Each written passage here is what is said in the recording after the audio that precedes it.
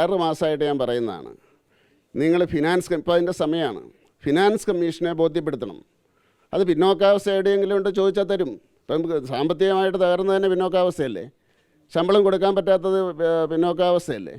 Ration വിതരണം ചെയ്യാൻ പറ്റാത്തത് അതിനുള്ള പ്രതിസന്ധി വരുന്നത് പിന്നോക്കാവസ്ഥയല്ലേ? അത് പ്രതിസന്ധി എന്ത് പാടുപെട്ടാൽ പരിഹരിച്ചതെന്ന് നമുക്കറിയാം. എന്തെല്ലാം തിരകിട കാണിച്ചാണ് രക്ഷപ്പെട്ടതെന്നറിയാം അവർക്കൊരു ഇത് കൊടുക്കാൻ വേണ്ടി. അപ്പോൾ അതുകൊണ്ട് അത് തുറന്ന് പറയണം.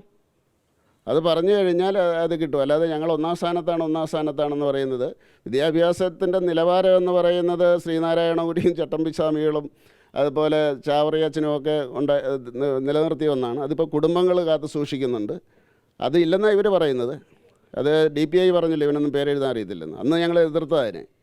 അതുപോലെ തന്നെ വിദ്യാഭ്യാസ മന്ത്രി അതിനെ ശരിവെച്ചു. അതിന് കുഴപ്പമില്ല. ഇവിടുന്ന് വെളിയിലേക്ക് എല്ലാ കുട്ടികളും പോകുന്നത്. അവർക്ക് നിലവാരമില്ല എന്ന് പറയുന്നതിൽ ഒരു കുഴപ്പമില്ല. കേരളത്തിലെ അപമാനിക്കലല്ല. അവരല്ല ജീവിക്കേണ്ടത്. ഇവർ എല്ലാ കോളേജുകളും തകർക്കുന്നു, യൂണിവേഴ്സിറ്റികൾ തകർക്കുന്നു. അതുകൊണ്ട് കേന്ദ്രം സാമ്പത്തികമായിട്ട് തകർന്നിരിക്കുന്നു, ഞങ്ങൾക്ക് സാമ്പത്തികമായിട്ട് കൂടുതൽ സഹായം വേണം എന്ന് പറയട്ടെ ഈ നമ്മുടെ ഫിനാൻസ് കമ്മീഷനോട്.